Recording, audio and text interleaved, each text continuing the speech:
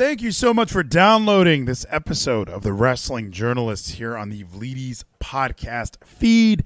We talk about it a little bit later on in this particular episode of The Wrestling Journalists, but I want to be adding, there's going to be a lot more stuff added to this feed. You know, we got a sponsorship this month, so we want to do it big. So not only are you going to get The Wrestling Journalists, I want to get Geezy back on for some hashtags and some headlines.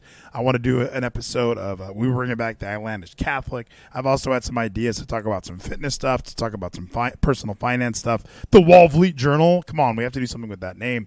But all of it is really, a lot of it stems from, you know, the sponsorship that I mentioned. We do have a new sponsor, and we talk about this sponsor a lot during the live stream that we did on Tuesday night. So I might as well, I mean, the cat's going to be out of the bag. You're going to hear it a lot, but let me just say it. Support for the Wrestling Journalist for Vleeties is brought to you by Manscaped. The best in men's below-the-waist grooming. And I'm not just saying that because I used it, all right? Me and Geno got Manscaped. We got the Performance Package 4.0. That's what we're offering you. The promo code is Vleeties, 20% off, free worldwide shipping. Use that promo code Vleeties at manscaped.com.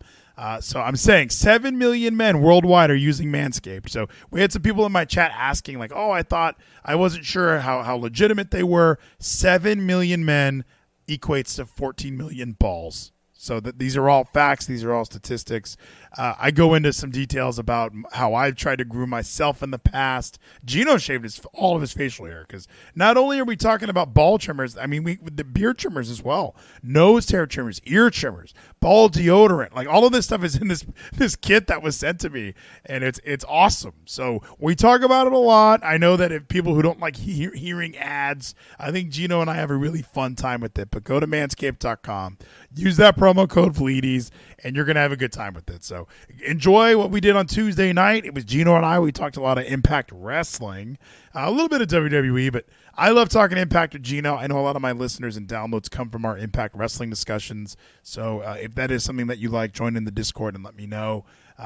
We want to do some more stuff this month, though, because from the 7th to the 7th, the promo code is live. Manscaped.com, promo code Vleeties.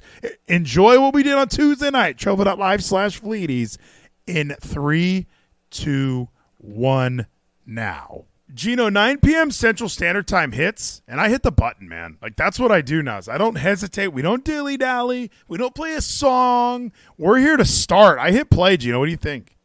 I think it's a great time for us to hit play, for us to begin this amazing Tuesday night discussion for the Wrestling Journalist. Oh, we are just a pair of wrestling journalists. I love that term. I love hearing people call themselves that. This is a fake sport, after all. The fact that people pretend that they're journalists, like on the same level as actual journalists, like Tom Brokaw or Hannah Batta, for all my DFW people here. It is always funny when you hear these people who aren't really journalists pretend like they went to school and got like a journalism degree. Like they all pretend that they're just as legit as like a real news channel. It's like, no, you just sell news stories on Patreon. Like that's why I love the term wrestling journalist. Like nobody actually is one of those. Meltzer, obviously, you could probably say is the closest to a journalist. And then you look at his messy fucking apartment and you wonder why anyone gave him credit. But have you ever been a figure four or a wrestling observer person? Were you ever sucked into that cult? I never was sucked into that cult again for a wrestling magazine or newsletter, but I'm glad that at least was a thing that was going on even in my childhood, that people were subscribing to this Wrestling Observer to get all this stapled up paper every single week. Gosh, I can't even imagine those days. I always reference it, and I know that it's I know I've said it 100 times, but it is so interesting to me that people, first of all, would just pay and get that subscription, but then also on the other side of that, I would just go to WrestleView.com. All the stuff from the Wrestling Observer was on WrestleView. It's not like I ever thought I need to get, how are they getting their news? Like I never thought that. It was them just regurgitating what they were reading in the newsletter. Much like our good friend Steven Larson, how they are always talking about Fightful Select. Like go subscribe to Fightful Select. Like why would we? All you guys do is read Fightful Select. That's it. You just read it for free. So why would anyone ever need to subscribe to it? Do you still listen to them? Do you listen to any other wrestling podcasts, you know? The only other wrestling podcast I listen to is my favorite independent wrestling promotion, Deadlock Pro Wrestling. You're still a Deadlock boy. It must be different. You work now, so you have a time like while you're in the warehouse. There's like you're listening to podcasts now because I know for me, like when I'm working from home and stuff, a lot of times it's not really like, oh, podcast listening time. Like if I'm on the phones all day, I don't get to listen to podcasts. So it must be nice, you're at work, podcast, walking around, warehouse. It's a nice job to be still working at warehouse, still like filling up orders for the people while listening to podcasts like Deadlock Pro Wrestling. Like for the people, Geno, as you say. So, Geno, I watch this thing for the people. I watch Impact Wrestling. So you and I, like, that's kind of been our niche. Is last week we talked a lot of WWE. I mean, it was obviously Royal Rumble fallout. There was a lot to discuss in regards to what WWE was up to. But we can't ignore Impact. Impact is, in my opinion, one of my favorite things to watch. I rewatched some of it from last week today just to kind of refresh my memory on what had happened. And it's such a unique show. And immediately when I rewatched it, the biggest thing that stood out to me, and I think it stood out to everybody on the Ultimate Insider's YouTube, the hard camera. Geno, they're showing fans again. It doesn't look like they're wrestling in some weird production studio. They're showing fans, my friend. Like, did it help the show, do you think, or did it almost make you like, oh man, don't hide that there's only 100 people there? It was kind of nice, right? It was nice. I'm actually really excited to see where it's going to go because this was, again, taped around the same time as the week before, which they still had the hard cam to the entrance ramp. So I'm very curious like how they're going to do this. Is it going to change week to week? Is No Surrender going to be completely different than what we see now, or is this going to be the new normal for Impact? Good point. Maybe it's just like it could just be they were in Orlando for this set of TV tapings, and maybe just the way that arena is set up, they had to have the camera right there. Like typically, there's some space where they have the ramp, and then they can set the camera up behind that. But for this particular episode, I mean, you're watching wrestling and you see an audience, and it's like reinvigorating for Impact Wrestling fans because in my head, all I'm thinking every time I watch Impact is I'm the only one watching this. I'm the only one watching. I'm the only one watching Impact Wrestling. Not even the people on Ultimate Insiders. They're not watching this. They're just pretending that they are. It was so nice to be able to watch Impact and see people there. Now, this audience obviously is not a paid audience. They do not look like they give a fuck. I mean, look at it, Geno. There are some that pay. And what I do want to talk about, since we are showing up this great episode of Impact, there was a glitch or some type of issue they had on Impact where people who were Ultimate Insiders like yourself and myself were watching this show earlier before it was supposed to premiere on television and on Ultimate Insiders. So hopefully that issue is fixed and no one else will cause that to happen this week. It's still going to air properly at 8:30 like it's supposed to Eastern Time. Yeah, speaking of technical glitches, the Botrixes, why are the grits not playing? I feel like I log into this thing every time before we start. I even have the Chrome extension, and even that looks like it's working. Like, we missed a great one from Kevin. Geno looks terrible. Geno, what happened to your facial hair? I don't know, man. I wanted to trim it down. I wanted like lawnmower it almost to some degree. Like get rid of all that facial hair. Now I'm just completely trimmed down. Yeah, I can't believe people in the chat are calling it shaving. I don't know if you guys can tell. People on the podcasters definitely can't tell. Geno and I are Manscaped people now. We're officially sponsored by Manscaped. Promo code Vleeties when you get the performance package. You remember when we super kicked you right in the face? Oh, my goodness. Thank you so much for the follow, Frankie Click. So, yeah, I mean, we're branded. We're wearing this every time. This is my new uniform, okay? You go to manscaped.com, use the promo code Vleeties, and you're saving 20% on that performance package, which I used. Geno, I look like Ace Austin. I'm completely hairless now, dude. Hell yeah, we're both completely hairless and just excited to talk about this amazing Impact with another amazingly hairless superstar like Ace Austin. But I love it. I just like the look of a crowd while I'm watching wrestling. Now, this crowd obviously doesn't look like they're into it at all. Like, PCO wasn't coming out. They weren't freaking out. You kind of were. If PCO was there, all these people would be losing their shit. But it still was like, I don't know, the look of it, the feel of just this one episode I thought was fantastic. I thought the Bully Ray segment was awesome. There was a few skippable parts, like Gisele Shaw should not be allowed to cut a promo, Geno. Or, did you hear this promo that Gisele, are you behind Gisele? Like, because I know that there's the trans factor. Like, hey, we have a transgender wrestler that many people still don't know is trans, which I think is a huge victory for Gisele Shaw. That a lot of these simp wrestling fans are all like, dude, Gisele is so bangable. And then they don't realize, like, she used to be a man, and that deters a lot of cisgendered white men. Am I right, Gino? But when she cuts this promo, it makes me really upset because it's awful. Did you hear this promo? I did hear this promo. I'm glad that at least in this promo she did go back and call back to the first tag team she was with, which was the Iconics, and how they were gone because of her. That she is the Black Widow, killing all these teams. Well, and I also thought she was a babyface this whole match. Okay, it's my time now. It's my time now, bro.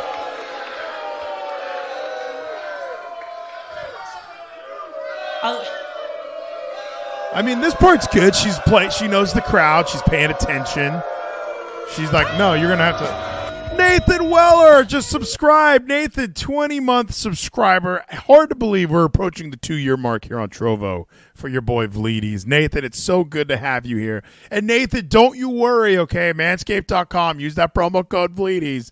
I've been assured it's worldwide shipping. So we were supposed to record the commercial, Gino, as I mentioned before you and I hit live.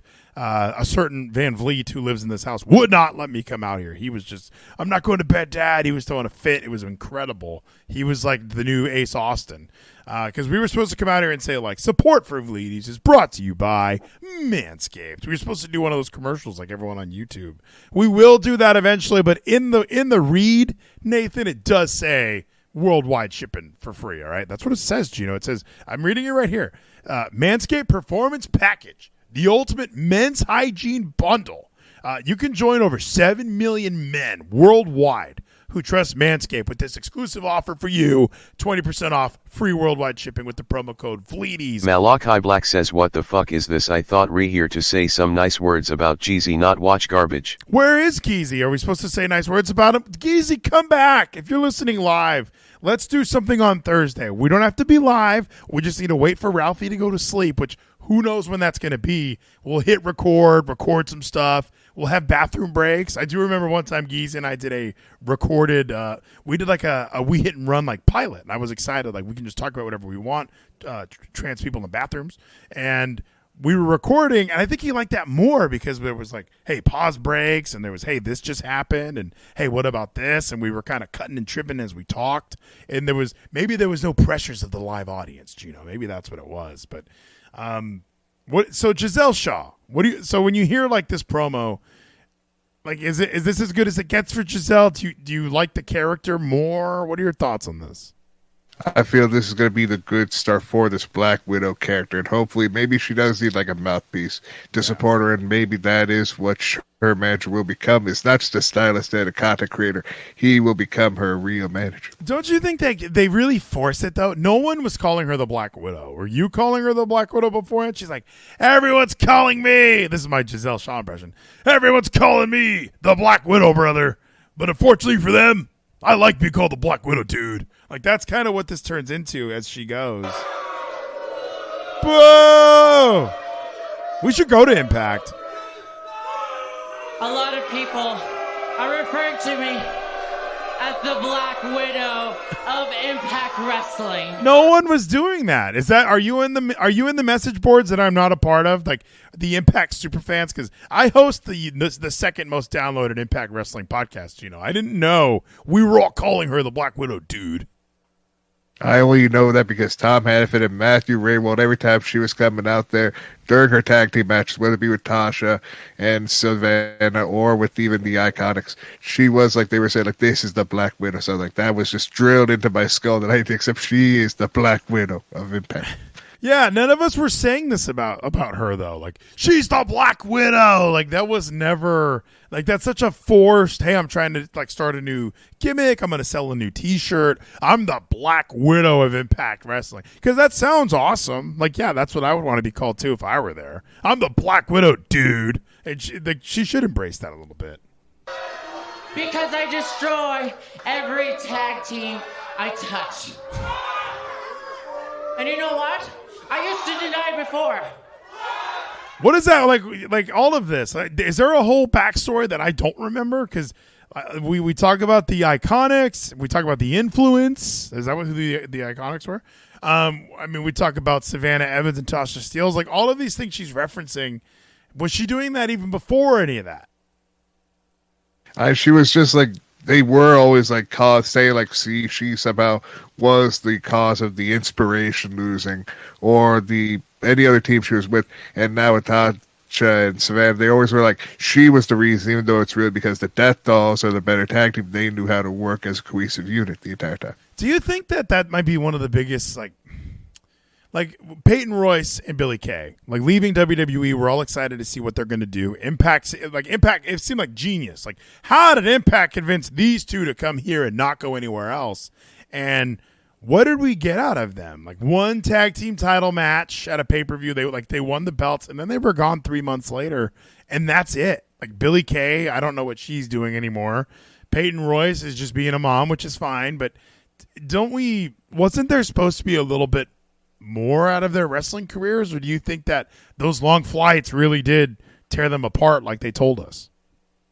Maybe they did, because again, they don't live in the U.S. Neither of them do. So hopefully we can figure out like an actual full-time deal that they could be able to come here to America and work, whether it be WWE or Impact could try to re-sign them. But right now, Impact's on an amazing run right now that they don't really need any other stars at this time. Do you think that no, Peyton Royce lives in America now, right? There's no way that she's married to Ron. What's his name? I always want to say Ron Arnelli. What's his wrestler name? Sean Spears. Sean. Yeah, I was like, why can't I remember the name everyone knows him as? How come I can't remember Camacho's new wrestling name, Gino? That was one of my favorite parts last week. I was like, what is Camacho's new name? And he's been Tongaloa for like 7 years now, but maybe even longer than that.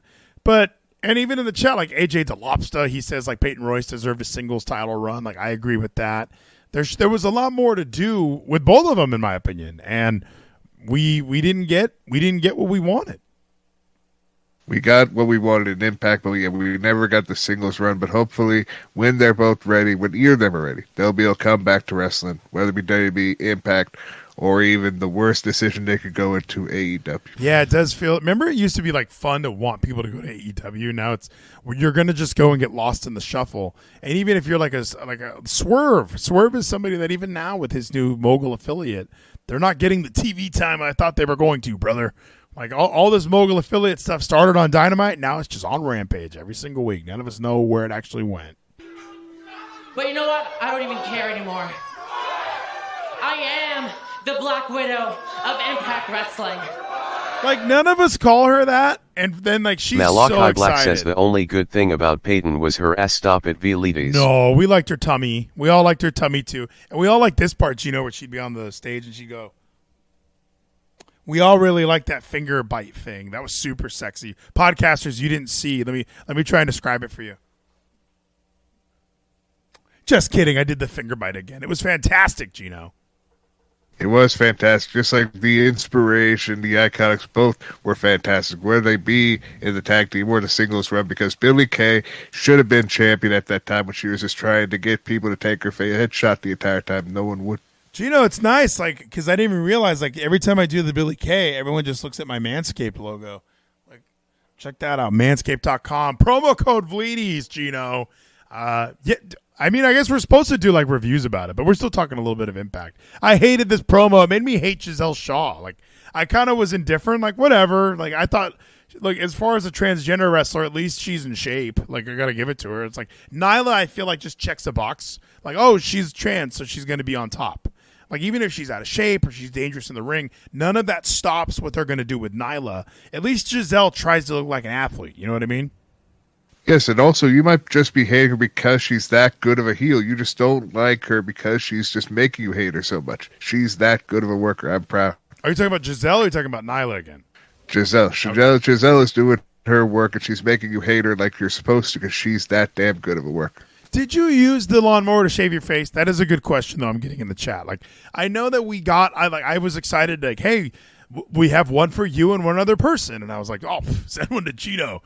And did you shave your face with the ball trimmer just to clear that up? I did not do it with the lawnmower. I did it actually with the beard trimmer. Okay, good. They did send us beard trimmers as well, everybody. So I shaved everything today, though, with just a straight razor. I should have saved the beard a little bit more. Once it doesn't grow out the way it's supposed to be. And then they gave me the nose trimmer, which I'm not is that a problem for you? I don't have nose hairs.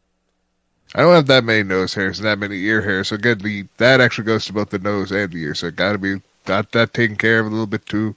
But again, the big thing was the beard and the balls, and it's perfectly trimmed down now. Which I got to be honest, this is a very nice shirt. It's very soft. It fits very well. I would buy more of these just to wear them. They're fantastic shirts. So everybody. I mean, if you go get that performance package, don't be afraid to just pick up a shirt while you're there. Did you try those underwear on? I didn't try the underwear on yet. I'm still wearing my Reebok Performance. I did try the underwear on. They're actually really snug, really tight. They're actually perfect for my balls now. They're perfectly shaved. I'm excited to wear them every day when I can. You did message me like these might be a little tight, and then once you shaved off all that ball hair, suddenly everything fit again. You're like Gisele Shaw. Let's let her wrap up this promo, Gino, before I show you one of my least favorite things that happened this past week. This guy's awesome, by the way, JV Doll. He's so gay he's probably not this gay in real life, but when he's on TV, he's like triple gay. He's gold dust gay when he's on TV. If Tasha Steeles is gone, Tasha Steeles, because of me. I don't care that the influence is gone because of me. None of us know what she's talking about. Are you following every beat? She's so... Yeah, that's true. I don't think any of that... I don't remember her doing any of this.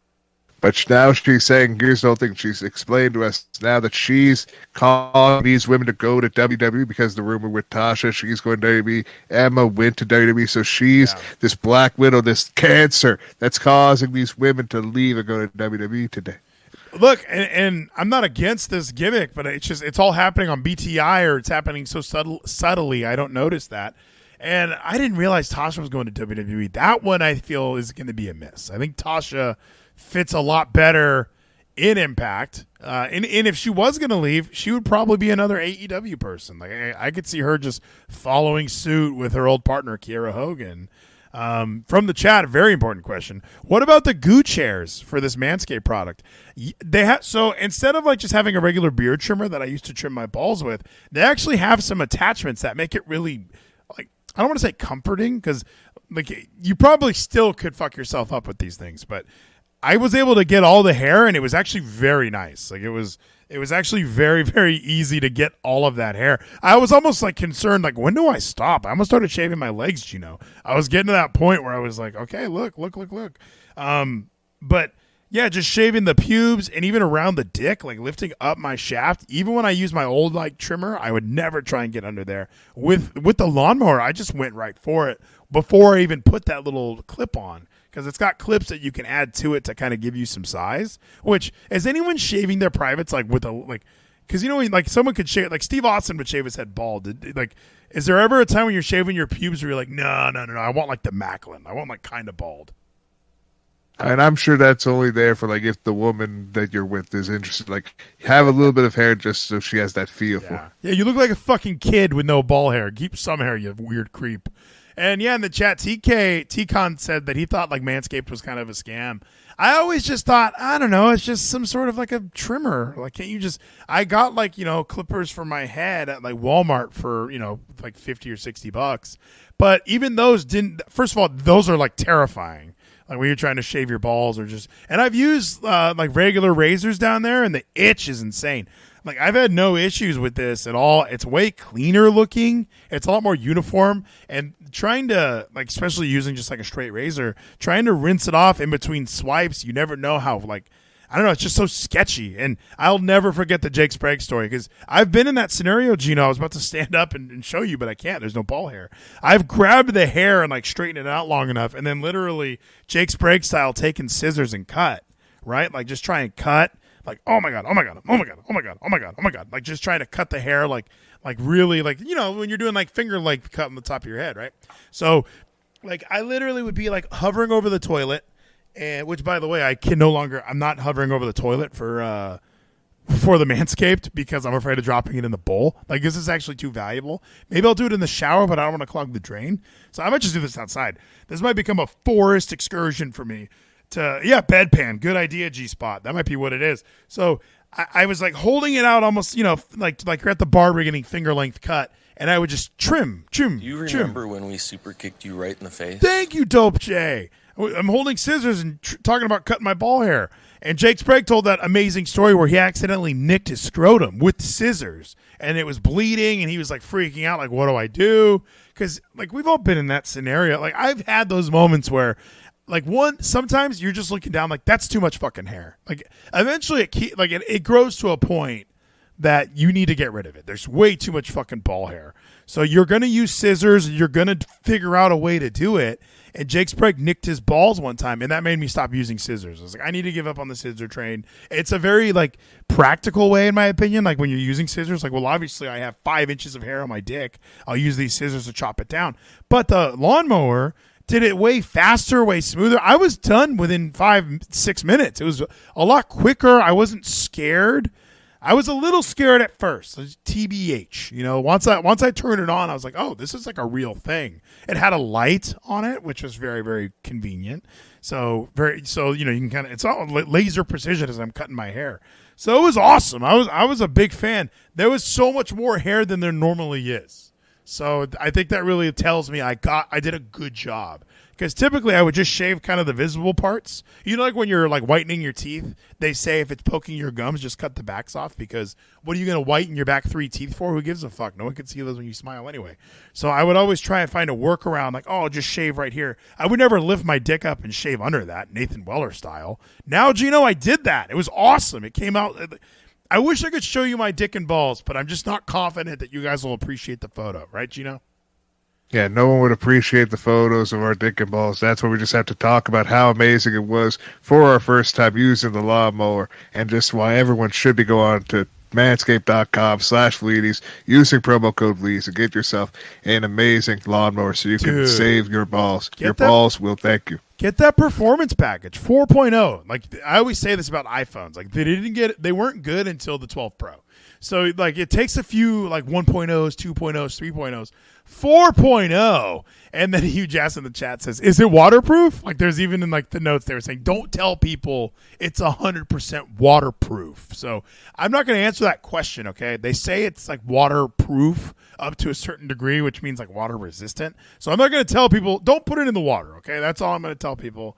If there's ever any disclaimers that people are saying like, don't say it's 100% waterproof, or you could say that I think the trimmers, like the nose hair trimmer, I think that's technically the only waterproof one, but I don't know. I'm not going to put anything near water. Anything that has a battery in it, or like never putting it near water. I have a speaker that floats, and I never put it in the water. Why would I? I trust God, but I will not tempt him, Geno. I completely agree with you. So again, you could just do what you can. There is water resistant, not waterproof. That's completely different. Yeah. For all these tools, there are instructions for how to clean them using water. Just be careful because there's water resistant. Yeah. Don't don't put it in the washing machine with your clothes and think it's gonna come out working fucking great. You know, that's typically how I don't mess with it. Okay, if it's got water. T-Con in the chat has a great question. What's the promo code? It's Vleeties. It's VLEETIES. We should have made that into a thing. It's VLEETIES. Vleeties. Like we should have came up with a better thing, Geno. We should have just used it. We should have used the promo code WRESTLE. I'm sure nobody had that one yet.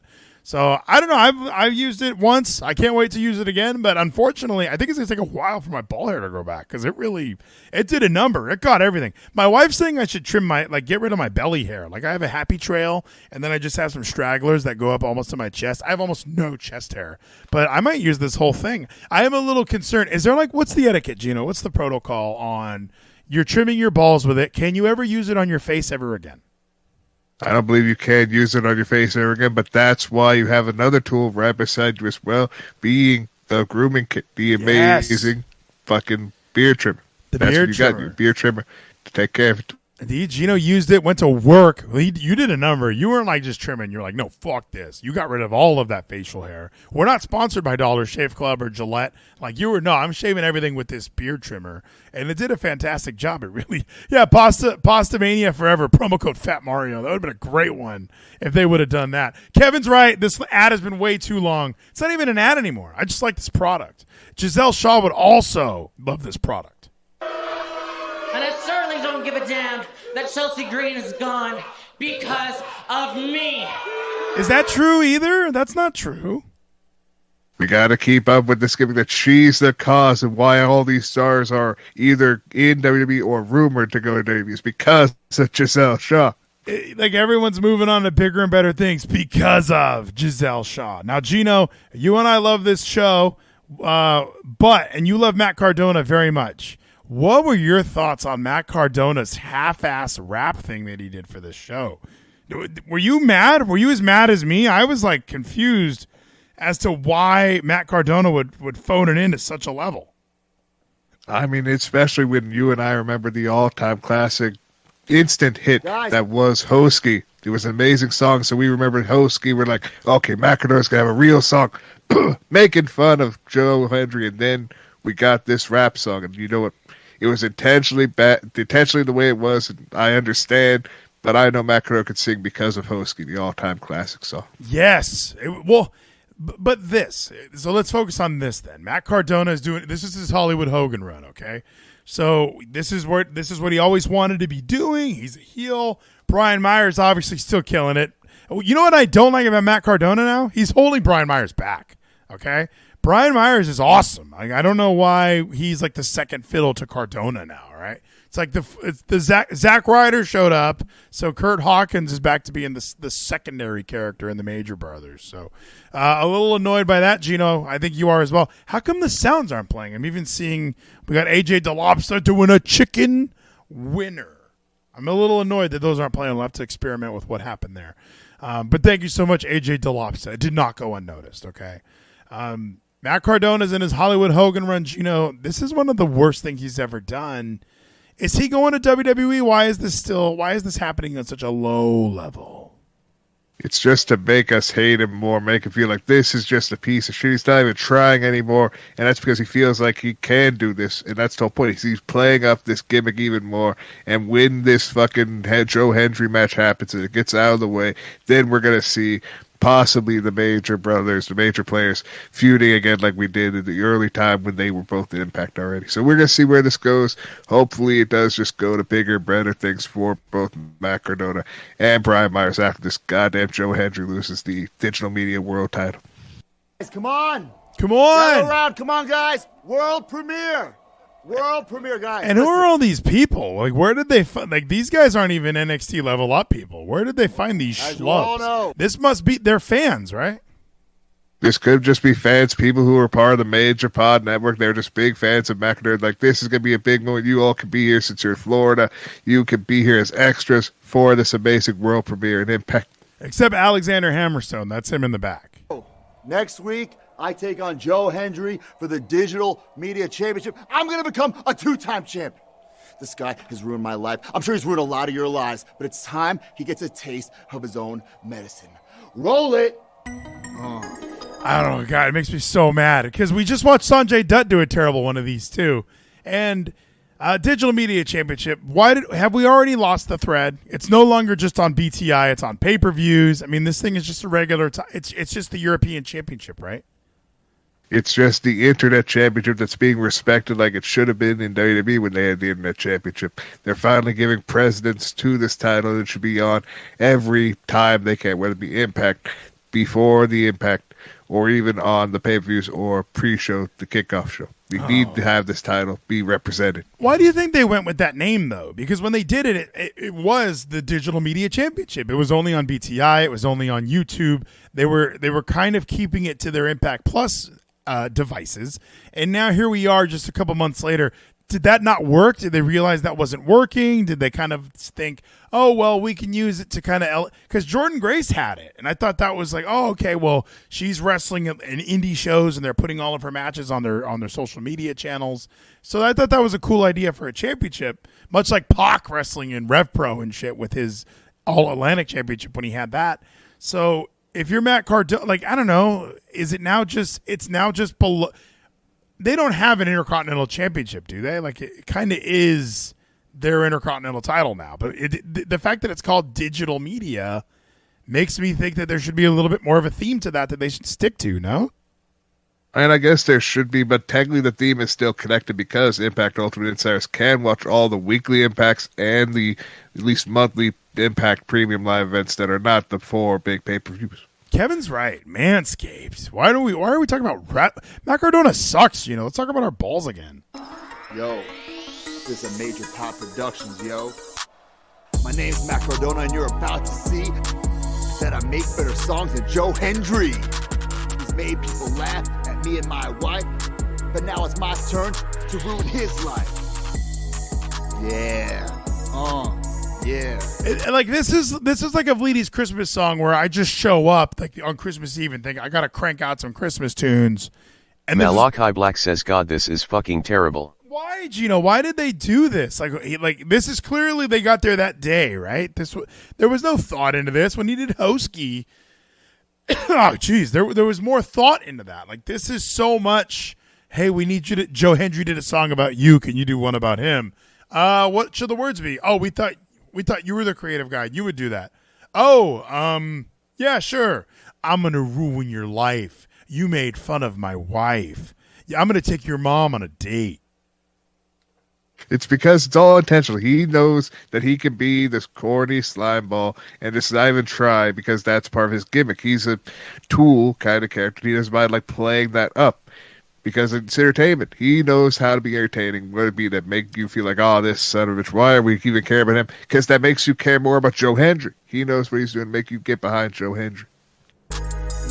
Listen, yo, I'd like to point out that he looks weird with his stupid blonde hair and his stupid black beard. They made him look so handsome in these shots of Joe Hendry, by the way. Because at first, when my eyes are closed and you say, you look weird with your stupid blonde hair and your black beard, in my head, I'm like, oh, what a loser. He sounds like a huge piece of shit. And then when I actually look at Joe Hendry and I'm like, oh, this guy's handsome. Like, this guy's awesome, Geno. See, I told you, it's all intentional. It's making you get behind Joe Hendry, believe in Joe Hendry, so you hate Matt Cardona and want Matt Cardona to lose, and that's what Matt Cardona's going to win. You're right. This is amazing. But if you think that's bad, oh, just wait. I'm taking Joe Hendry's mom on a date. Ba, ba, ba, ba, ba. Like, what was that? And I guess, are you saying, oh, it's just bad heat or good? Are you saying this is good heat? This is intentionally bad heat to get him over as a heel, make you feel like, I can't wait till Joe Hendry beats his ass, and then he's going to beat Joe Hendry's ass. I believe in Joe Hendry. I believe in Joe Hendry. Yeah, maybe you guys are right. Maybe this is making me love Joe Hendry because I hate Matt Cardona now. But I've never really liked Matt Cardona. This is another one of those guys that I would put on this level. Geno went dark. It's Geno Dark here on YouTube. Why aren't we live on YouTube, Geno? I thought Kevin talked about a whole takeover of YouTube. Do you think that's coming? It could be coming. I'm actually really wondering what the fuck just happened. I still have electricity, so I'm figuring out what's happening. Oh, so your electricity might have gone out. Okay, well, at least the power went out for like one part, so I'm gonna figure out. That's so crazy, yeah. Because I had the same thing happen to me literally just the other day, Geno. There was like 5 outlets in the house that stopped working. We found out a wire was loose and could have caused a fire that killed us all, which would have been terrible, Geno. So you sort that. I will handle this. I'll let the people know. That's how you'd like to say it. We need to let the people know that Matt Cardona is a great talent. Like, no, Matt Cardona sucks. Like, and it's more confirmation when I see these things that he's not as good as I think we think he can be at times. Like, maybe he can get to another level, but we're over 10 years into the Ryder era. I think it's over, dude. It's never over. I'm still going to be a Ryder fan till the day I die. I've been with him since his early days as just a major brother, and now I'm still behind him as a major player. I believe in Zack Ryder. Oh, even Tiff Splifinoku. I believe in Cardona. I got a new microphone, It actually sounds pretty good in my headphones. I also bought a new headphone thing to plug into the mixer here. This is also sponsored by Amazon, by the way. And I just realized I need to get these ones that plug into channel 3. That's broken. And those are broken too. So that's probably why I've been having issues hearing out of one side of the headphones. And it annoys me that I realized this just now, Geno. I'm like Brian Myers. Look at Brian Myers be the fucking second fiddle to Matt Cardona. This photo encapsulates the whole deal right here. Matt Cardona looking jacked and cool with his hoodie on his head, and then Brian Myers in the background like, oh, I'm the guest. I'm the guest on the major pod. It's only for right now. I'm excited to see where this goes because this could lead to a heel turn and a face turn for like Matt Cardona and Brian Myers. They could go against each other as one that may leave. But again, I don't think it's going to happen anytime soon. This is just going to be a fork in the road where Matt Cardona may win this title and Brian Myers gets smitten because he has the title that Brian Myers held for so long. I believe in Zack Ryder. A masterpiece. What a masterpiece. Oh my God, that was so great. What do you guys think? Where'd everybody go? Taking his mom on a date? Does your wife know about this? No, it's just a song there. It was a burn. Yeah, a burn. Over the line. That's over the line. He called me Edge's bitch. Hey, you are Edge's bitch. Man, I love that song. Whoa, dude, that's way too far. Obviously referencing the Edge's bitch part. And I don't know, this whole thing they're doing, I like the idea, but when I was watching this is the Impact that makes me regret watching Impact, like the shitty rap, and it feels a little half-assed. I want us to pretend like we're doing, like this is a job, you know? I can understand that, but then you also have like just moments that are intentionally bad and just entertainment. Like earlier in the show, we had Killer Kelly and Taylor Wilde there. Taylor Wilde saying that whole terror reading she had last week was that it was setting up that we're going to be a tag team, and then we had the Death Dolls just appear, and then that laugh that just went on a little bit too long intentionally because it was supposed to be bad. I don't know. But why do we do that so much in Impact? Is it because we know we're not as good as AEW? We know we're not as good as WWE. So instead of trying to make like a quality, serious wrestling product, we're okay being the joke? We're okay with making jokes and like making fun of ourselves because we know that we can still put on great quality matches that these other shows don't give you. These other shows give you fucking half-assed matches, or even bait switch a match like a steel cage just give it to you 2 weeks later, or other garbage ideas that don't give us like just clean one-on-one victories like we do regularly on Impact. We don't always get clean victories, do we? Is that like a common thread with Impact? There's been plenty of time. What is up with Sami Callihan, dude? Can we get him in the gym? There's nothing more off-putting than watching a wrestler do a move and then fix his shirt. Like his finishing move should be called the shirt fix. He's always fixing his top. It's not even a shirt. He's fixing his blouse. Every move, we're not there yet, okay? We're still doing Killer Kelly. Which, by the way, Killer Kelly, I really enjoy. Normally, when I beat them, I'm done with them. I kind of love the 80s, like, wong, like that song they have playing there. It's kind of, or the tone. But it's Taylor, seems like she's obsessed with me. Yeah, dude. We're all kind of obsessed. Get down with that? I can get down with that, Geno. So, if Taylor wants to be in the ring again with me... Yeah, dude. Killer Kelly. You're right. This sucks. Like, just like even the Killer Kelly, like put your hand on her shoulder. The way this whole thing is produced and directed, Bruce Pritchard is not back there doing this. This is definitely Terry Taylor. And it may be Terry Taylor or it could be Jimmy Jacobs, the man who's really in charge of all this, which I'm glad my boy, the Zombie Princess, has the book and is making all these great decisions because Impact is the greatest promotion of today. You've misunderstood. Boom. Spirit said we'd be in the ring together more. Not across from each other. I believe in Joe Hendry. Okay, but... This is so bad. If we're side by side, who do I He get hate to me, play says with? Geno. Did you gain weight? No, he didn't gain weight. He just trimmed his facial hair. You're actually probably losing weight, Geno, right? I am slowly losing weight. Yeah, I trimmed the beard fully. It's gone, so you feel and make it seem like it's fat because the beard is the only way to mask fat. I believe in Joe Hendry. And dude, everything looks way bigger now that there's no more hair around my dick and balls, Geno. If we could make this about Manscaped again, like when you lose all that hair down there, suddenly you look like Taya Valkyrie. It's amazing, right? It is amazing that you just look like that. It just everything's bigger. Everything you can just see things clearer now with everything trimmed up and just smooth.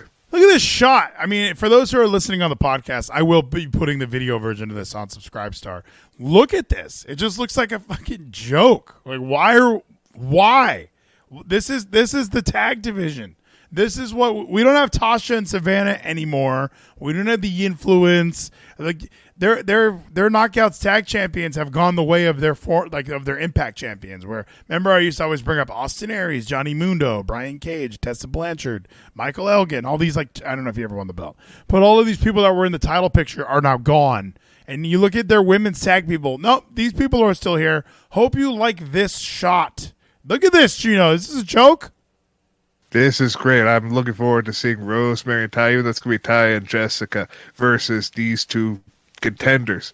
Possibly get this contenders, which basically an eliminator match where Taya and Jessica will beat the hell out of these two killers. I remember Steven Larson hated those. They hated the whole championship contenders matches when WWE did them. And then when Impact, or what's the other one called? When Dynamite has championship eliminator matches, does it sound different? I'm like Jim Ross. I don't think the champion should ever wrestle on TV. Like that's me and Jim. That's me on the Ross report here. Like, you need to protect your champions, damn it. Why would you want to see Roman fight at the pay-per-view if he's fighting out on Raw? And why would he lose a match if he's the champion, you know? Is that by Jim Cornette? Kevin brought up Jim Cornette's just louder Jim Ross. Is that right?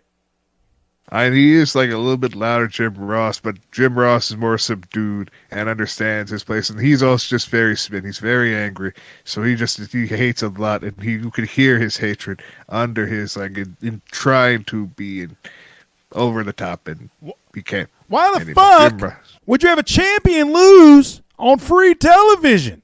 You have a pay-per-fucking-view that's on March 18th where you can pay money. You can make money. And people will pay to see Taya get her ass beat. And you do it for free. Does that sound good? That was like Jim Ross, just more Jim Cornette, right? Yeah, it sounded like a little bit younger Jim Ross before he had the stroke. Yeah, 6-year-old Cornette sounds like 7-year-old Jim Ross, just way louder. A little bit of a warning next time. Look. Oh, this is the worst. I hate Impact. What's our new favorite wrestling? We need something else, you know. Is Fusion still good? I don't know if Fusion's as good as this, man. Yes, there's gonna be downs and there's gonna be things like we don't like, but then we get like a Kenny King and a Johnny Swinger trying to get his 50 wins. We get stuff like that we're excited for. That hopefully one day Johnny Swinger get those 50 wins to be world champion. Oh, okay. Wait, is this where? So Callahan gets into the match, and now I got to be honest. This looks awesome. This Sami Callahan with this bald head, and like everything here looks like it should. I feel the weight gain has definitely is impacting. No pun intended. Is definitely impacting his performance. Because let me see if he does it at all. And on Saturday, March 25th, all the fallout from Sacrifice plus Impact is returning to Toronto for the first time. One shirt fix. It's like constant. Every time he does anything, he has to stop and pull that shirt down. I don't want my gut to hang out. And maybe that could be a fun little drinking game you could have in a Sami Callahan match. Anytime he does adjust his gear, take a drink, just like OSW Review would do. Yeah, is that what they would do though? For every time Sami would fix his shirt, because even when he hits the mat, he fixes his shirt. He's just constantly fixing his fucking shirt. Should he just wear a singlet so there's nothing to pull down? Just let us see it. Go back to your Solomon Crow wardrobe. I think he needs to stick with this wardrobe. I don't think Solomon Crow would do him any favors right now. He needs to stick with the jacket top and the pants. Gosh, but just the constant fixing of your gear, like doesn't that bother you? Doesn't it make you look shitty? Would you rather just get back in that Solomon Crow shape? Like, oh my gosh, he took that German pretty sweet though. But Sami's got to fix that shirt once he rolls out of the ring. That's like his crutch. He just cannot stop fixing his shirt. He needs to make sure he's in the perfect look because he wants to be toyetic. And here we go, the real big man, Khan. This is the man never is going to be on top. Oh! Yeah, I don't know if Khan's ever going to be a top guy, but he's doing good in this new Joe Doring role. Like, isn't that kind of what they need him for? We just need a big menacing badass, and he fits that role pretty well. He's no longer doing his NXT Revenge gimmick. Remember that, where he was like the rat? I look like a rat. That was his gimmick, remember?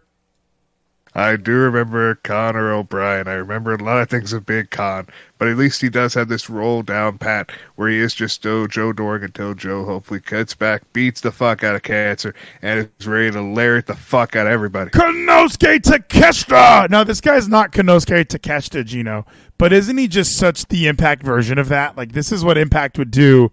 Have a more generic looking version, but like I like this version. This is my favorite Konosuke Takeshita is this one. But this is just their version of that, right? Well, Yuya Uemura actually is a really good worker. Like, he was a young boy for John Moxley, basically. Like, John Moxley knocked him the fuck out in his first match and just broke about to be like, this is the guy I'm going to train to be a future star. And Impact saw that and was like, this is going to be our guy. Then Yuya Uemura. He's really good. Do you think Diener's ever a world title contender? Because as far as him being the leader of the design and him, I mean, mixing it up with Josh Alexander, as we're seeing on the screen right now, and we see, you know, him with the gimmick and the fingers. A lot of his stuff seems to be clicking, but I'm watching him in the match, and he just still looks like he was never going to be the guy. He was never going to be the world champion or have a world championship match. Do you think we can get him there? Do you think Diener's going to – maybe he'll just get a throwaway title shot or something with Josh? What I think of right now, at least with how they're doing this, is that they're going to have Alan Angels keep going for the X Vision title. Hopefully he does win it at some point. Or Angels.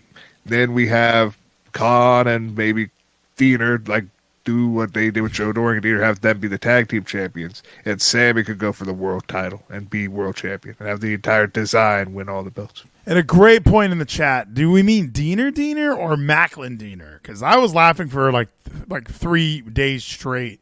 Just remember, like, I was even laughing a little today just thinking about Macklin and Diener looking oddly similar now and them getting mixed up on TV. Or at least that's how Macklin used to look. He kind of grew the hair back out now. He's going back to looking a little more normal person-like. Which him versus Dango, Gino, that's what we're building towards at No Surrender, right? Fatal 4-Way? He's going to at least get that title contention, hopefully, and he gets that opportunity, and he beats the fuck out of Dango. Ultimately, a fantastic episode of Impact Wrestling. I feel like I make fun of this show a lot, but it's one of my favorite things. It's one of my favorite shows on TV. Raw is such a chore. SmackDown is so fast forwardable. Like, people were even messaging me like how awesome the ending of SmackDown was, and like, yeah, it was cool, like the Sammy and Roman stuff, but I knew, like I said it, Gino. I said it last week. I knew that's what we're gonna get is Sammy versus Roman at Elimination Chamber. Do you think? And the way they did it, I love Roman kind of off mic yelling at him like in front of your family. Like, I thought that was pretty cool. But were you wowed by the ending of SmackDown? I wasn't really wowed by the ending of SmackDown. It's more what I was wowed about is that Braun Strowman and Ricochet's match is going to be this Friday. So I'm like, my idea was that Braun and Ricochet were going to win the titles. Now it's like, no, they might not. The Usos are going to be able to work together still, even with Jay and Jimmy having like this confrontation because of Jimmy unsure about himself and unsure about Jay, but he still wants to defend his brother.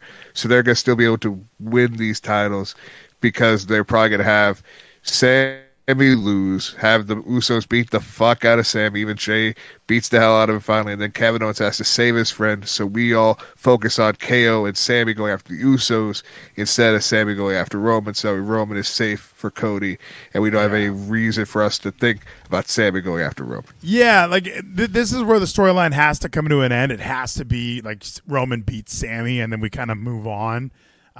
Because we have Cody. Cody's waiting in the wings. We're going to have Cody versus Roman. It seems all but obvious at this point. But and going back, I know you and I played that game. We played that game of like, Gino, where's this guy going to be at WrestleMania? And I think you might have had Cody Roman. That might have been your idea. Or you might have had like Gunther involved somewhere. But what are you thinking now? Like, because we have Edge and like Edge is doing something at Chamber, right? With Beth. Like, we're kind of, I love, what's his face? Damian Priest sucks. What was that about on Raw? Why can't, I'm going to qualify for the money. Gosh, you're going to be so mad, Edge. I hate you. I literally hate you. Elimination Chamber, I meant. Like, what was that, Gino? He was just so frustrated, was just so anxious because he wanted to get the match because he knew it was happening right next. So he was like, I just want to get ready and I want to beat the fuck out of Angelo Dawkins. And he does, so he qualifies. While then we have Finn and Rhea versus Edge and Beth for some reason because we want to get Betty in a match before WrestleMania. And I don't know what Edge is going to do. Edge is probably just going to fight Finn at WrestleMania while Ray fights Dominic. So that's going to be finished, hopefully. But we do know, at least, like, my prediction. Do you want think to bring up Sammy. Let me say, KO, do you think that's Do you think that's a misstep, though? Do you think it is a misstep to have Beth versus Rhea now? Because we do need to wrap that up. We need to wrap that up, I feel, so you can have Rhea get a victory here to send her on her way to WrestleMania. And do we just go Edge and Bray or Edge and Finn? Like, is there some? Aren't we? Because I've moved on. Like, even when Edge came out and beat him up at the Royal Rumble, I forgot. Like, oh yeah, the whole Extreme Rules thing. Like, I didn't remember that until Raw. Like, I thought, oh yeah, that's why they still hate each other. Can we move on from this, or do we have to wrap it up with Balor versus Edge? No shenanigans. We're not going to hide behind the I Quit stuff. It's singles as singles gets. Who's going to win? Or we just do Ray and Dom 1-on-1? Can we get Damian Priest in the Money in the Bank ladder match at WrestleMania? Like, isn't that where you would that's where all the pieces would kind of fit? That would be where all the pieces would fit if we are doing Money in the Bank at Hollywood WrestleMania, which I think would be perfect because that's where the first Money in the Bank WrestleMania was. Yeah, we can just do the callback. Night 1, you could do the men's, night 2, the women's, or vice versa, however you want to do that.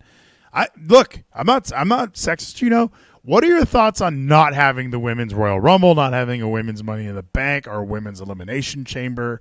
Like, I've talked to a couple people who, like, they are still they're of the mindset just because WWE is forcing it doesn't mean it's good or doesn't mean it should still be happening. We've tried it out, especially the Money in the Bank. Those are never as good as the men's, and they're going to be directly compared to the men's. So if you do the women's one on night 1, and then you kind of go, oh, well, night 2, they just topped everything the women did. Or if you go vice versa and you're like, well, the women, like, the men crushed it on Saturday. Why are the women's is awful? What are your thoughts? Like, are you okay with them still doing it? Would you change how they're doing this? Like, be progressive with me. How can we save this, or should we just leave it? I feel we should leave it how it is because I do think the 2 nights we could have one Money in the Bank, one Money in the Bank, and the other night, or then also like the Battle Royals if we want to do that. Or again, we just to get rid of the Money in the Bank, buying the Battle Royals, and then it's just like, here we go. It's the Money in the Bank matches both nights. This is where we get like 12 people, 6 men, 6 women onto a show, or even 8 and 8. We could do that even. Who knows where they're going to go, but I think that's what they got to do. They got to just have the same shit. Maybe get rid of the Battle Royals just so we have more time with this ladder match to build up and give the women more time equal to the men. Well, and I've even thought, like, so we used to have that Evolution pay-per-view, right? Why not put a Money in the Bank there? Why not put a women's Elimination Chamber there? Do all the big women's stuff on the women's show. Have a big women's card. That way you can kind of lay back. You can lean on that stuff a little bit too. Like, oh, well, like December to Dismember is a great example. Oh, this card is absolute shit, but at least there's an Elimination Chamber. Like, that's kind of like New Year's Revolution. Like, oh, there's not really much on this card. Maven's fighting Shelton Benjamin, but at least there's an Elimination Chamber. So you can kind of hide behind having a big like gimmick match like that. Money in the Bank, Elimination Chamber, Royal Rumbles even. Because the women's never come off as important as the men's, like, honest. And a lot of times they're not done as well. Like, even James Ellsworth kind of fucked up the first women's Money in the Bank. So I don't know. So, like, I never even thought that, but somebody put that in my head. Like, they need to stop this women's shit. And I know that's probably sexist or misogynistic, but that was my solution. Was what if we just, instead of trying to pretend that it's on the same level with the men's, and we just have a WrestleMania with one thing for the men, one thing for the women. Give the women their own night. Just do it separately, entirely on a different part of the calendar year. Evolution 2, Money in the Bank. I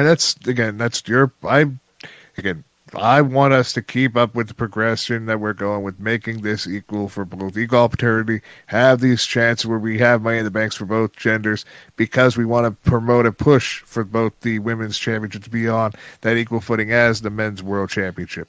So we need to keep that. We need to keep the Royal Rumble in some way, shape, or form. So hopefully we could keep it the way we're doing it now and then see if in the future when Triple H either fully is in charge because Vince steps down or whoever owns WWE in the future, what their idea of how the future holds goes. Because right now I think it's going to stay the way it is no matter what.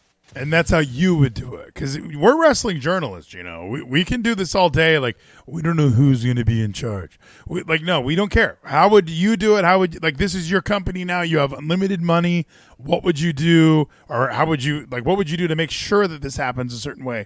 I know for me, like, you mentioned, like, oh, you know, the two Royal, like, you could do a 2-night Rumble. Why not? We already do. Having a Saturday Rumble was weird as it is. You can we were doing NXT takeovers the night before Royal Rumbles. We could just do 2-night Rumbles, 2-night WrestleMania. You want the majors to feel major, make them all fucking 2 nights. You know, we pay for Peacock. We'll watch all that shit. Did you hear the thunder, Gino? The thunder did not get picked up on your amazing microphone, so that's good. It was perfectly fine the way you are. It subdued that sound. But yes, I think that's what we should do. The big 4 pay-per-views need to feel massive. So 2 nights on all 4 shows, that gets you even more pirates, more people buying the shows, more people going to both the nights of the shows. I think that's what Nick Khan needs to realize they need to do is more 2-night events. Well, and all the indie promotions, not to rat out all my friends at World Class, but that's what they all do. Like Thunder Rosa did it. Oh, there's a SummerSlam in this town. Let's put all the indies on this weekend. Oh, there's a Survivor Series. Let's do a podcast at Jimmy's Famous Seafood. Like everybody knows, like, oh well, WWE's doing a major event. Let's try and take advantage of that weekend. If I'm WWE, I know that them doing Saturdays seems to be their new strategy. Like, oh, we'll put it on a Saturday. It's the same night UFC does pay-per-views, and it works for them. So we'll do it on that, and then everyone's going to go home by Sunday anyway. Nobody's sticking around to stay for the indie shows. But if I'm WWE, make that Royal Rumble shit 2 nights, make Mania 2 nights, SummerSlam 2 nights, Survivor Series. You can figure that. I mean, they can make it 2 nights. They can figure out how to fix that. We can have War Games matches and traditional Survivor Series elimination matches. I don't know why we had to do away with those. Because those are the best. I know that like a lot of times they were obligatory, like just random 5-on-5s, but sometimes they could build a nice storyline behind that. Eric Bischoff's taking a month off. Which team is going to control Raw? For each competitor gets their own week. So that's how I would do it, Gino. I'm with you though. Like I'm okay with women having the matches. I wasn't as extreme as my buddy, but I just thought, well, if we're why not give? People want that Evolution pay-per-view back. NWA had Empower. Are we in that era still? Is there anyone else doing does NWA have any of those? Is Impact still doing Total Knockout, Drag Out, or whatever it's called?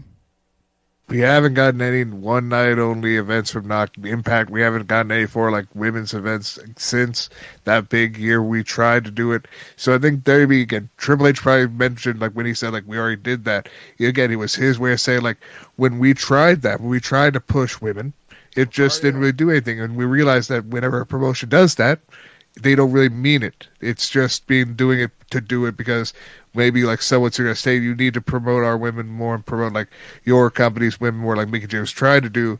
And yet NWA, the only star you have is Camille. And the Hex are barely that good of a tag team because you have pushed them well. And all these other like big decisions you were trying to make from Empower, it didn't really do much for the women in the long run. So I think, again, Empower, Evolution, you think it does so much, but it only really hurts those other stars that you try to put on their show just to fill the cart. Why hasn't AEW done a women's show? Not necessarily a pay-per-view, but you and I constantly mock their women's division and just the way they handle their female talent. Like, oh, second to last match, got to have a women's match. Like that's all they really get on their shows. I don't watch Rampage, and I assume Rampage gets one ladies match. I don't watch Dark Elevation or Dark, but you would think for them at least they would try and have like a wow like presentation. Hey, we have all of this women's talent. Like a great way to kind of push them and promote them as major stars would be to give them their own show. Like we're doing these quarterly Battle of the Belts. Why isn't there some sort of quarterly TNT special with the women? I know it's just weird. Impact AEW doesn't know what to do with their women. They have only just 2 storylines really going on at the time, and it's always just Jade's undefeated and it's something to do with Britt because every other woman is just there as fodder to lose to Britt and whoever she's fighting to set up for their match. Yeah, like because right now we have Jamie Hayter. We're doing the Saraya stuff. We're doing the Jade stuff. Ruby's kind of involved with the Britt Baker stuff, so they're kind of bringing her back into the fold. Ty Mello and Anna Jay are just sort of hanging out with Jericho. I'm looking at a picture of Willow Nightingale right now. I have no idea what she's been up to. So there's and Sky Blue. Remember we were so excited. Like I think AEW, remember the AEW heels could be a show. I mean that could be its own show. It doesn't have to be some weird online trans workout club. It could be for the actual women of this company. What is Nyla doing? They have all these women that they're not really using. So I think that would be a good opportunity. But we're just wrestling journalists and we're just pitching stuff into the abyss. So honestly, Geno, so there's a couple more things I wanted to kind of go over. As far as I know, we kind of covered the main ones, Geno. Mandy Rose addresses possibly joining AEW. That was kind of a rumor that got passed around a little bit. What are your thoughts to that? We're wrestling journalists. We'll give our takes on that. Kushida, that was where I wanted to talk about, Geno. Kushida leaving NXT, do you think there's a chance he goes back? Because he kind of sucks in Impact. You would assume there would be, he's got the WWE stink on him. Let's use him a little bit. And he's being jobbed out in Impact. Has he won a match since he's been there? And he hasn't really won a match that I can remember, but he's also trying to help out the New Japan Dojo guys. He's trying to bring this new dude who's actually really good, that tag team partner of his. Did a good job against Bay and Ace Austin, which of course they lost to Bullet Club because Bullet Club is better than New Japan Dojo guys. But Kushida does a good job. He's a good worker. He's always great, technically sound wrestler that they should keep because they could have great X Division Championship matches, even though right now we're in the middle of this program with Trey Miguel and Crazy Steve, who keeps on painting himself with Trey's spray paint to scare him. Yeah, how scary. I'm branding myself. He's so crazy. He takes the spray because Trey's going to spray paint you, but he's like, no, I can take it myself because I'm legally blind and I can do it better than you. Spray paint the side. And in the chat here, did Kushida ever have a singles main roster showing? I don't think he ever did in WWE, did he? He never had a Raw or SmackDown match, if I'm remembering. I don't remember him even being. He was on 205 Live a few times, I believe, but he never really. And I think he might have been on Main Event, but I don't think he ever cracked the Raw or SmackDown, show. He was like me on WWE 2K15, just on Superstars for 6.5 years, and then you finally get a shot on SmackDown, and then you lose, and then you're back to Superstars. It was rough. It was a rough career for me, Geno. That's why these guys don't break out until they're in their late 30s now. I know. That's why Kushida realized that he wanted to leave and be able to know he could be a breakout star in Japan, then come back to the States to have a big resurgence with his good friends like Alex Shelley and Chris Sabin. Oh, so Mandy Rose, so she was on the sessions with Renee Paquette, and yeah, she talked about her future in wrestling and whether she'll compete in the ring. She had mentioned that she has a history with several AEW talent. She's been partners with Dustin Rhodes in the WWE Mixed Tag Challenge. She was part of Absolution.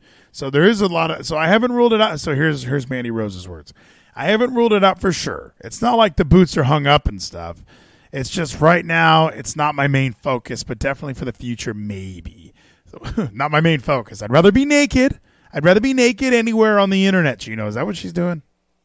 She's doing her way to make her own money and making these millions of dollars every single month. So she knows that she's going to take this 15 minutes of fame and save that money. So then if she comes back to WWE and reforms to Mandy and the great tag team they could be, or go back and help Toxic Attraction get over even more, or come to AEW, she's going to be perfectly set for the rest of her life. I'm thinking this is a human trafficking scenario, Geno. You know that these women are all hooked up with these management groups.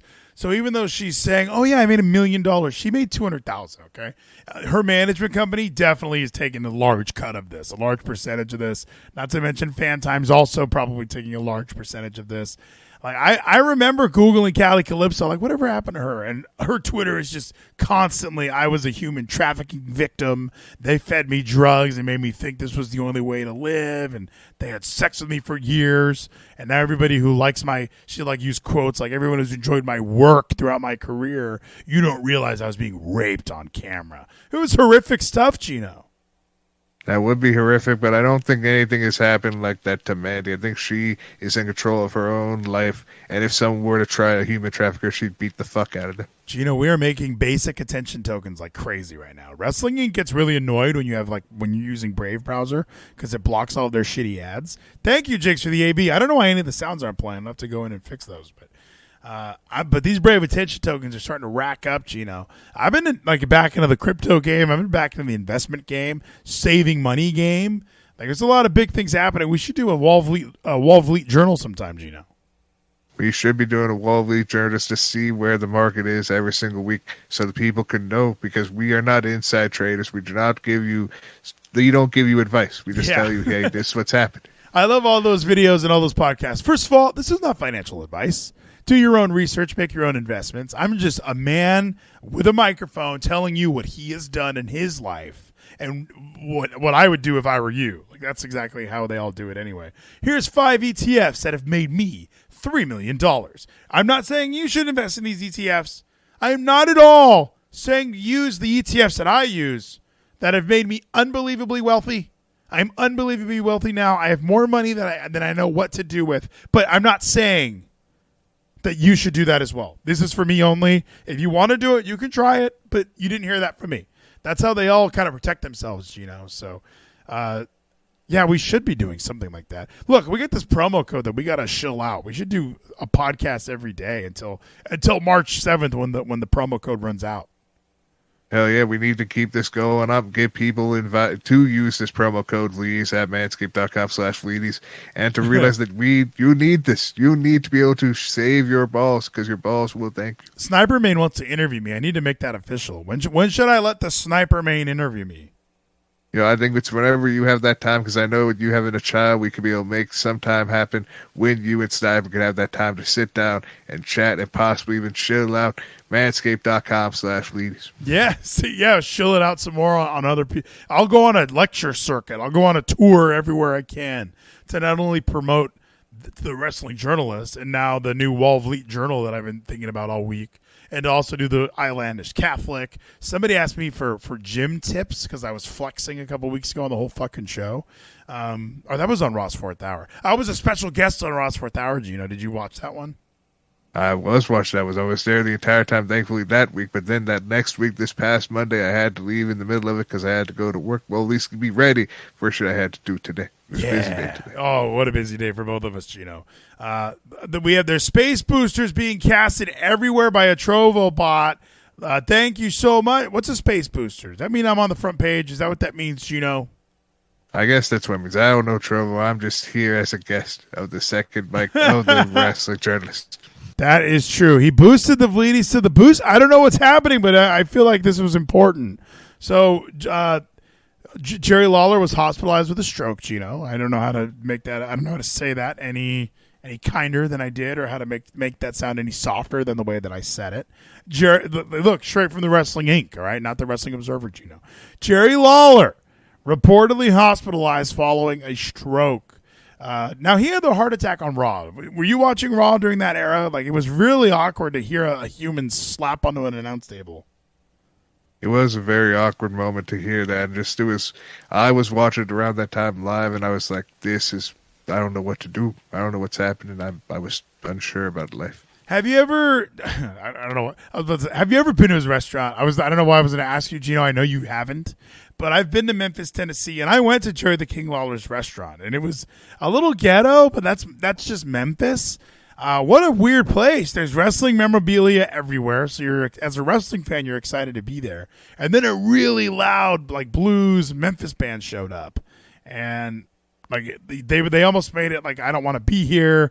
They serve you beer in plastic cups, which I also hate, but I think that's because you're allowed to walk around Beale Street with plastic cups. I hate that shit. If I order a $9 beer, it better be in a glass. It better be in a gloss, all right? I want it to be a chilled mug, but if I'm getting a $9 beer and you bring it to me in a plastic cup, it's insulting, Gino. It is very insulting, but at least you had a great time, hopefully, there in his famous restaurant, and hopefully he seems to be recovering fine, so hopefully he will be able to do his job and go back to WWE soon. I might have that photo somewhere. I was even thinking, it's got to be on my Google Photos. somewhere out there. It was definitely in 2018. Gosh, how is time just it's just moving right along. There's really nothing that we can do about how old we're gonna get. We're all gonna die. Honestly, sooner rather than later. I think a lot of people forget that. Time, we're almost dead as it is, right? We are pretty much getting close to that, because something that still kind of shocks me, because my job, we now are serving alcohol, delivering alcohol, and I realized you were born in 2021. You are 21 years old. You can actually get alcohol. I was like, that's if you're born in 2000? Surprising still. If you're born in 2001, you can get alcohol now. And it's that's 21. You could that was wild to me. Just realize how fast time flies. And now these young kids, I think are young, are they're 21. Look at me. Geno, look at me with Jerry Lawler with his cutout. I was at his restaurant. It was so fun, Geno. You should have been there. Why weren't you? I'm wearing a Pikachu shirt. What a fantastic evening that was. I got a $9 beer in a plastic cup. Then we went to 3 more bars, and most of it was paid for by my good employer, FedEx. Oh, yeah, what a great employer they were. And you were able to be right here with this fat head of Jerry the King Lawler. Hell yeah. It was such a fun night. I had such a good time. And his bar wasn't the best, but we found some good ones on Beale Street. We got some souvenirs for our wife and kids and stuff. And I hung out with 2 other dads. One of the guys was a big wrestling fan, which always helps when you're talking to people and you make a wrestling reference and they're like, holy shit, you like wrestling. I know Mr. Anderson. That was his big wrestler that he knew. I know Mr. Anderson. My wife met him, and he was super cool, and we hung out. He knew. What a weird wrestler to know, by the way, right? Ken Anderson, after he scammed all those people. Yeah, after he scammed those people, but he still is just a genuinely good human being. I'm glad that your friend got to be able to meet Ken Anderson. Yeah, see, I got to meet a cardboard cutout of Jerry Lawler. So we had fun at the restaurant. There was another guy there. His name was Josh. He was probably my best friend on the trip. Because, you're meeting all these strangers, and some of the people were already cliquey, and we were like, why are they cliquey? And there was one hot chick, and she had 3 dudes that were all over her. I mean, you could tell they were not married. Me and Josh were married. Me, Josh, and Brad were all married, so it was easy for us to hang out. And then Julie, there was a lady, she was hanging out with us. She was a mom. She was a little bit older, but she wanted to hang out with us because she knew these guys are fun. They're doing cool stuff. Yeah, you're cool stuff. You're doing cool stuff, and also you all are married, so you're all in a committed relationship, and none of you 4 were going to cheat. Yeah, none of us. We're all doing it. I don't know why you had to throw it in there, Geno. Of course none of us were going to do that. So, Geno, we did it all. We talked. I really was excited to talk Impact because I thought the new camera shoot was awesome. I thought Matt Cardona was the worst. But overall, another amazing episode of Impact. We might have to even start watching BTI. I think we might have to watch BTI. We might have just watched all the content that is there on Ultimate Insights. We have to watch Wild On because the amazing podcast that Taylor Wilde has every single week. Well, and we also need to play this Jedi Fallen Order game. My buddy is working on the new one that's coming out soon. They just released a gameplay trailer. We should watch that, right? Do you like video games, Geno?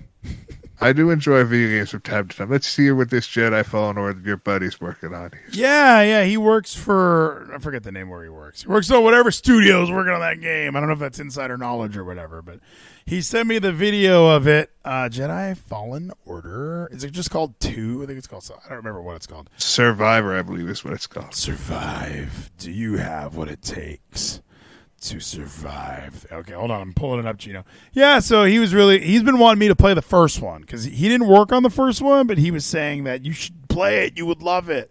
I just don't. Do I do video games, Geno? I don't do them. I should do them, huh? I think maybe this might be the time to do them, especially here on trovo.live/Vleeties, where we can also shill up manscaped.com/Vleeties using promo code Vleeties so you can support the man himself. I definitely tried to get my Xbox to play out here, and it was a little clicky, and I just thought, it's not really clean and work. I don't have a capture card. I have an Elgato from a while back. I was like, maybe I'll play it live, and it just looked shitty, and I gave up. You're right. It sucked. You're right, Geno. But check this out. IGN first. Star Wars Jedi Survivor is February's IGN first, and to kick it all off... What? Did you hear this? Geno, I need to... Okay. Is this the standard? I can do this. Star Wars Jedi Survivor is this month's IGN favorite. Like, come on. Is this the voice of IGN? We can take his job. It's one of the many voices of IGN. So maybe we don't go. If we want to still go with IGN, that's fine. Or if your friend did give you an actual link to a proper video that's better than IGN's, we should go with that. My name is Ryan Van Vliet with IGN. Today, we're taking a look at the Jedi Survivor. 9 minutes of gameplay brought to you by Manscaped. Is that what they're going to do? Introducing you to the world of Kobo, a brand new planet that Cal Kestis crash lands on early in the game after a secret mission he's involved with goes awry. Enjoy this look at 9 minutes of gameplay on Kobo, and be sure to check IGN all throughout the month of February for much more Star Wars Jedi Survivor. Oh, dude. Star Wars Jedi Survivor. Mind giving me a closer look? Yo. Should we get this game, Geno? That is one big and we beast. should get this game. I'm looking at great paint splatter, which is a great game. Oh, shit. It's not on the screen. You're right, Geno. Damn it, Geno. I'm so glad you're here. So glad Geno's here. No, what an embarrassing moment. Rewind the whole thing.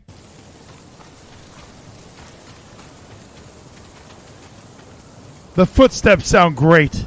Last time I saw a Lucre Hulk was Braca. Braca. Long time ago. Prof. Oh, you can run on the walls, Geno. Hell yeah, wall running parkour like John Morrison. Just like the Prince of Parkour. Just like the Monday Night Delight. Whoa! You see that? Hell yeah, the power of the Force. What do you have a favorite Star Wars game? Because I remember really liking Force Unleashed, and when I got into and I tried to play like Force Unleashed 2, I wasn't big into it. I gotta say, my favorite one has to be the original Battlefront 2. Tyler's even saying, you didn't even play Fallen Order. That's how he's saying it. Dude, do I need to play this game? How do you play video games, Tyler, on the internet? See, Tyler's the only one who knows. He's the one streaming this regular. He actually streamed this whole game, so you could play this just like he did. What? I don't get as high as he does, though. I don't know if I could play it like that. He played it really high, didn't he? He might have played it completely sober. I don't remember when he played it, but he did play the original game Fallen Order by himself completely from beginning to end. Oh, dude, look. He took out his double saber thing. Oh, Geno! Did you see that? This is amazing Force combat with his blade. Oh, he's getting shot. He's getting murked, bro. I was trying to tell Ralphie what murked meant, but even I don't know what it means. Look, there's amazing saber action on it. Oh, he's getting his ass kicked. Tyler, is this good? Because this would be me. My screen would be going gray. I'd be getting murdered. What a battle that was. Oh, my gosh. What is that, Geno? Is that me? Is that you? It could be anybody, but this is just a giant beast of a person. Is that a Rancor? It could be a Rancor. I've never had any idea about Rancor. Tyler would know what this is. Oh, Geno! This looks awesome. I mean, I don't know. I would play this game. So, okay, you're saying the first one is a must-play. That is what I believe Tyler is saying. That's what your friend is saying. That's what I have to say because I think that this game is a must-play, so we have to play the first one first to understand the lore of the character. I have an Xbox out here. I got to figure out how to get it to work. Tyler, send me some messages. You're the one who's in charge of this now. You're the Twitch streamer of the two of us. I know Kevin sent me some stuff on how to do it as well. I just don't do it, Geno, all right? All you do is shill. So, during this month, all right, we have from the 7th to the 7th where the Manscaped promo code is live. There's going to be more Vleeties podcasts that are popping out, whether that is some Wall Vleet journals, whether that is like the Islandish Catholic needs to make a triumphant return. Too many people have been asking. Tyler in the chat, free with Game Pass. I think I have it downloaded, dude. I think it's already downloaded on my Xbox. And yes, I have athletic tape on my controller here because I have sweaty hands. And someone said, put gamer tape. And I was like, that's the thing? So yeah, Geno, I did that. Now the tape's all brown, all right? Give me a fucking break. It's understandable, man. That's why we're going to be keeping on. We're going to be having more Vleeties podcasts. We're going to have more content being produced out here to shill. Manscaped.com/Vleeties using promo code Vleeties to support the man himself, Vleeties. Yeah, I mean, I'm getting emails that Google charged me $2 for something. everything. Like I'm spending money constantly, so I need some help, you guys. And then Ricardio in the chat, am I really sponsored? I did get sponsored, Ricardio. I said that we're on a trial run. They said they asked he asked for all my stats. He asked for everything, and I gave him all my numbers. And I said, look, you probably don't want to partner with like a lowly podcast like me. And I think he was serious. He just goes like, we'll sell any of these things, bro. And I was like, okay, cool. Like, here's my numbers. And then he asked if I had my demographics. I was like, I think I had one female download. So, ladies, do you know what? The dude, Dr. Evil Genius is right. No women are knocking down my door, and they're not downloading any of my podcasts, Geno. But the Impact Wrestling fan base seems to really enjoy us. So that's why I like leaning on Impact lately and recently, because I do think there is a look. Me, you, Kevin, Tyler, you like the Raw and SmackDown post shows are so awesome. So I love that you and me can come on and talk about the more niche stuff. So we're gonna make it more focused to Impact. We've even talked about maybe doing the show after Impact. Like, let's just be Impact's third hour. Everybody's watching it in Discord anyway as a group. We could just move everything to Thursdays. But Tuesdays are awesome.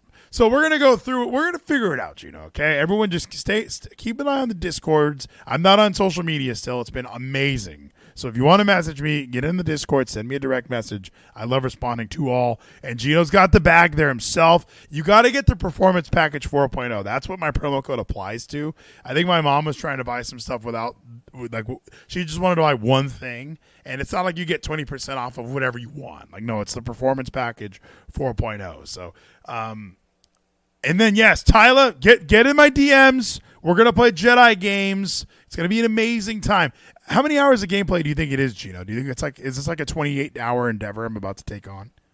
This may be a 20-plus hour endeavor you're going to be taking on, but it's going to be an amazing time for you to stream this live for the people so your friend can see you playing this and so we can be supporting manscaped.com/Vleeties using promo code Vleeties. And Drew Gooden, he's another YouTuber that I find a little funny, okay? I watch his stuff every once in a while. He's one of those guys who just makes random videos once a month and has like 6 million views. No one knows why. He was a Vine guy. And he's like Logan Paul. And he did a 24-hour video game stream. Is that something that people are still doing where they like just set up Trovo or Twitch and maybe they're not even just playing video games. They're just like doing GeoGuessr. They're having different guests on. Like a 24-hour stream, that's like a PayPal-a-thon, right? Yeah, people do that sometimes. They have subathons, which normally do go over like 24 hours. Sometimes it goes to a whole week, sometimes even a whole month for some streamers that just stream their whole lives through beginning to end until at least subathon does end or until like whatever it will be that we go by. It could be just 24 hours, just full on streaming, discussion, just having your life be streamed the entire day. Okay. I think, look, these are all ideas. This is a free-flowing conversation. There's no wrong answers. That might cut into my gym time a little bit, but we could take a rest day during 24-hour stream day, okay? If it happens. Tafa Spleefinoku says subathons are for fags. Is that for true? I don't know if that's for true. Taka might just only believe that streamers that are like popular are fags, so maybe he just thinks that the popular guys who do it are fags. That's his perspective. He doesn't like streamers, I understand, but I am a proud supporter of Twitch and Trovo and all form of streamers. The F word is not appropriate, okay? I was quoting Taka Spleefinoku, all right? So, yeah, we don't use the F word here, although, I think I did almost use it. I think I did use it the other day at work. Somebody did something. And I was like, not in a gay way, but you're being a real F word. Like, that's kind of what happens, Geno. And yeah, TK in the chat, do not say the F word. But, Geno, that game looks amazing. My buddy says it's going to be awesome. He's been working on it for a very long time. My same buddy just closed all of his rings on my Apple Watch. Oh, where's Geezy? I got rid of the Garmin, dude. I have a permanent scar on my wrist from the Garmin watch that I was wearing. The band was way thicker, and it just left a permanent scar on my wrist. It was horrific. So I'm back on my Apple Watch. I bought a new band for it that's made of wood. It's very bougie, very fancy, Geno. So I'm all for it. Hell yeah, I would all be all for it too, man. I'm glad you got this situated that you don't have any fucking skull marks on your body anymore. Never again, Geno. But we did it. We covered it all tonight. We did a brainstorming session, which I think went really well. Stay tuned in the podcast feed. I am going to be putting more stuff on there. However, tomorrow I'm going to be live with Kevin Scampoli. Kevin Scampoli as part of the whole fucking show. We're going to run down AEW Dynamite. We're going to talk about Paige, I bet. That video is awesome. That's on Super Fun Wrestling Time. What else, Geno? Did anything big happen that I need to be ready for tomorrow? I don't know if anything big happened. We have Dynamite. We have Bryan Danielson's last match before he gets that opportunity. If he could somehow beat Roosh, he gets that championship match. We get to see if Bryan Danielson will be able to make it, and that might be the only positive thing that happens this Dynamite. The only positive thing? There's nothing else good that's going to happen tomorrow night? Not that I know if that's the only match that I can look forward to is a Bryan Danielson match. It's the only positive in Dynamite. All right. I think it's going to be a much better show than you're giving it credit for. But I want to thank everyone for coming in, hanging out. Amazing time on the Wrestling Journalist. We just keep it rolling, Geno. Geno's holding up his trimmer. We're sponsored by Manscaped, at least from the 7th to the 7th, my friends. So don't be afraid to pick them up. That's what I keep telling people. I think everybody's afraid to try it. I would say it's definitely worth getting. So I know that I'm sponsored by it, and I've been told we need to sell a certain amount. But I could sell that without shilling it to y'all, okay? I'm boots on the ground sales for this Manscaped shit. All my friends here in Texas are like, oh, wait, so is it worth it? How much do you get off? How much this? How much this? So we're gonna be fine. We're gonna hit our quota, Geno. Nobody worry about the quota. So again, Trovo.live/Vleeties next week if you're listening on the podcast. If you're listening live, keep an eye on the podcast feed for more content. If I'm not live, I might just throw some shit on there. I want to get Geezy recording something before the Super Bowl. So keep an eye on the Trovo.live/Vleeties. Geno, any parting words? Just hope you all have a great evening, great night. Just remember to go on to manscaped.com/Vleeties using promo code Vleeties to support the man himself. Thank you, Geno. Good night, Vleeties. Love you, man. Love you, dude. We did it.